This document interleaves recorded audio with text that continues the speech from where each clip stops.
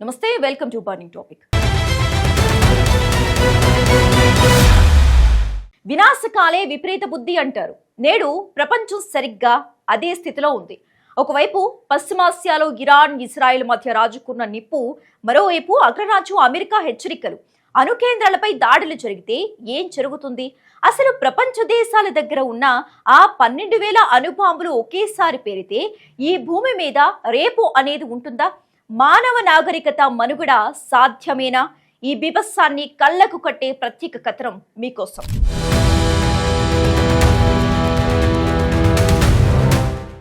శాంతి కాముక ప్రపంచం ఒకవైపు, ఆయుధాల పోటీలో పరుగులు తీస్తున్న దేశాలు మరోవైపు.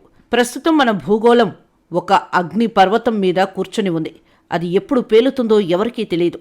మన దగ్గర ఉన్న అణుబాంబుల లెక్క వింటే ఒళ్ళు గగురు పొడుస్తుంది. అతి సర్వత్రా వర్జయేత్ అంటారు. కానీ వినాశనానికి సరిపడా ఆయుధాలను పోగేసుకోవడంలో మనిషి హద్దులు దాటిపోతున్నాడు. ప్రస్తుత గణాంకాల ప్రకారం ప్రపంచంలోని 9 ప్రధాన దేశాల వద్ద కలిపి సుమారు 12,121 అణుబాంబులు సిద్ధంగా ఉన్నాయి. Russia, America, China, France, Britain, India, Pakistan, Israel, ఉత్తర కొరియా ఈ దేశాల అంబుల పొదిలో ఉన్న ఈ బాంబులు కేవలం యుద్ధం కోసం మాత్రమే కాదు, భూమి ఉనికిని తుడిచిపెట్టడానికి సరిపోతాయి. వినాశకాలే విపరీత బుద్ధి, గొడ్డలికి పుట్టిన గొడవ అడవిని నాశనం చేసినట్టు మనిషి కనిపెట్టిన అణ్వాయుధం మనిషినే బలి తీసుకునే రోజు దగ్గర పడిందా?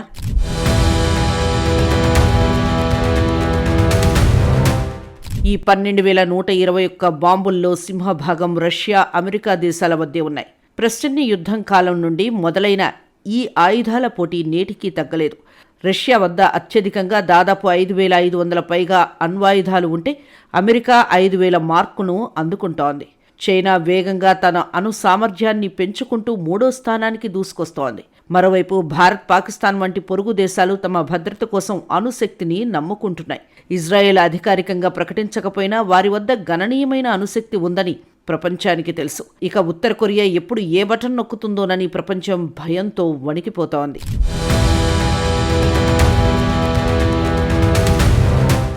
ఒక్క బాంబు పేలితేనే కిలోమీటర్ల మేర బూడిద కుప్పలుగా మారుతుంది. మరి 12,121 బాంబులు ఒకేసారి పేలితే అది కేవలం ఒక దేశం మీదో, ఒక ఖండం మీదో జరిగే దాడి కాదు. అది భూమిపై జీవరాశికి చివరి రోజు అవుతుంది. సెకన్ల వ్యవధిలో 100 కోట్ల మంది ఆవిరైపోతారు. భూమిపై ఉన్న అతిపెద్ద నగరాలు కేవలం నిమిషాల్లో మ్యాప్ నుంచి మాయమవుతాయి. బాంబులు పేలినప్పుడు పుట్టే పొగ, దుమ్ము ఆకాశాన్ని కమ్మేస్తాయి. సూర్యరశ్మి భూమికి చేరదు. ఫలితంగా భూమి గడ్డకట్టుకుపోతుంది. పంటలు పండవు. శ్వాస తీసుకోవడానికి గాలి ఉండదు. ఒకవేళ పేలుడు నుంచి ఎవరైనా బతికినా రేడియేషన్ వారిని బతకనివ్వదు. తరతరాల వరకు జన్యుపరమైన లోపాలతో మనుషులు పుట్టే అవకాశం ఉంటుంది. మునగక ముందే లోతు చూసుకోవాలి. మునిగిన తర్వాత ఒడ్డు కోసం వెతికితే లాభం లేదు. అణుయుద్ధం అంటే గెలుపోటములు ఉండే ఆట కాదు, అందరూ కలిసి సమాధి అయ్యే ఘోరం.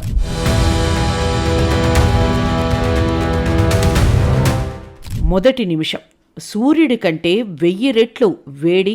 ఈ 12,000 బాంబులు పేలిన తక్షణమే భూమిపై వేల సంఖ్యలో కృత్రిమ సూర్యుళ్ళు ఉదయించినట్లు అవుతుంది. పేలుడు కేంద్రం వద్ద ఉష్ణోగ్రత కోట్లాది డిగ్రీలకు చేరుకుంటుంది. ఆ సెకన్లోనే కొన్ని 100 కిలోమీటర్ల పరిధిలోని ప్రతి వస్తువు, మనుషులు, జంతువులు, భవనాలు, కొండలు ఆవిరైపోతాయి. కాంతి వేగంతో వచ్చే రేడియేషన్ వల్ల కళ్ళు తెరిచి ఉన్న ప్రతి జీవి తక్షణమే గుడ్డిదవుతుంది. ఇక గంటల వ్యవధిలో అణు తుపాను పేలుడు జరిగిన ప్రాంతాల నుండి వెలువడే షాక్ వెయిన్స్ గంటకు 1000 కిలోమీటర్ల వేగంతో ప్రయాణిస్తాయి. అడవులు, నగరాలు అగ్నిగుండాలుగా మారతాయి. ఆక్సిజన్ మొత్తం కాలిపోవడంతో ఊపిరి ఆడక కోట్లాది మంది మరణిస్తారు. వాతావరణంలోకి లక్షల టన్నుల రేడియో ధార్మిక ధూళి, పొగ. శీతాకాలం ఇది అత్యంత భయంకరమైన ఘట్టం. 12,000 అణుబాంబుల పేలుడు వల్ల వెలువడే నల్లటి పొగ, బూడిద ఆకాశాన్ని పూర్తిగా కమ్మేస్తాయి. సూర్యరశ్మి భూమికి తాకదు. ఫలితంగా భూమిపై ఉష్ణోగ్రతలు -20 నుండి -30 డిగ్రీల సెల్సియస్కు పడిపోతాయి. దీన్నే న్యూక్లియర్ వింటర్ అంటారు.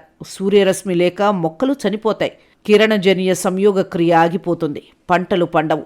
ఆకలి చావులు ప్రపంచాన్ని పాలిస్తాయి. ఓజోన్ పొర మాయం. రేడియేషన్ నరకం. కొన్నేళ్ల తర్వాత ఆ పొగ విడిపోయిన భూమికి రక్షణగా ఉన్న ఓజోన్ పొర అప్పటికే పూర్తిగా దెబ్బతింటుంది.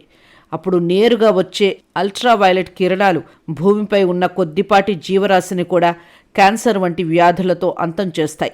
రేడియేషన్ ప్రభావం వల్ల పుట్టబోయే తరాలు వికలాంగులుగా జన్మిస్తాయి.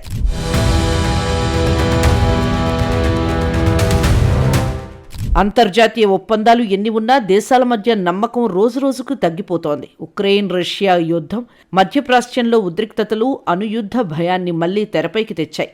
వారి దగ్గర అణుబాంబు ఉంది అని చెప్పుకోవడం ఒక గౌరవంగా, రక్షణ కవచంగా భావిస్తున్న తరుణంలో ఆ కవచమే మన పాలిట మృత్యు శాపమవుతోంది. శాస్త్రవేత్తల హెచ్చరికల ప్రకారం భూమి ఇప్పుడు డూమ్స్ డే క్లాక్లో అర్ధరాత్రికి అతి సమీపంలో ఉంది. అంటే మానవాళి అంతానికి అత్యంత దగ్గరగా ఉన్నామని అర్థం.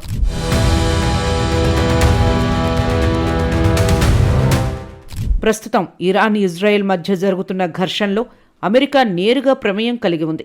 ఇరాన్ అణు సామర్థ్యాన్ని దెబ్బతీయాలని, ఇజ్రాయెల్ తన మనుగడ కోసం అణుబాంబును ప్రయోగించాలని ఇరాన్ భావిస్తే అది చైన్ రియాక్షన్ లాగా మారి రష్యా, చైనాలను కూడా యుద్ధంలోకి లాగుతుంది. ఒక్క బాంబు పేలినా అది ప్రపంచ వినాశనానికి నాంది అవుతుంది.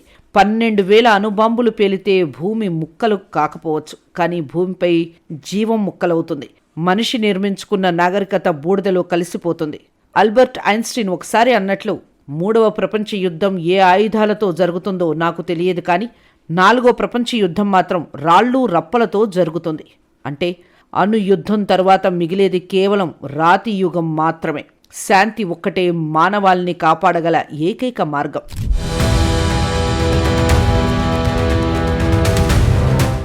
అంటే అణు యుద్ధం తర్వాత మనిషి మళ్ళీ రాతి యుగానికే వెళ్తాడు.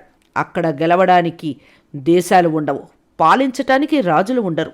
కేవలం శ్మశాన నిశ్శబ్దం మాత్రమే ఉంటుంది. అందుకే శాంతి ఒక్కటే మానవాళిని కాపాడగల ఏకైక మార్గం.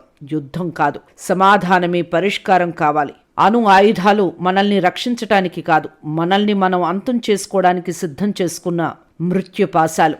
ఈ విజ్ఞానం వినాశనానికి దారి తీయకూడదని కోరుకుందాం.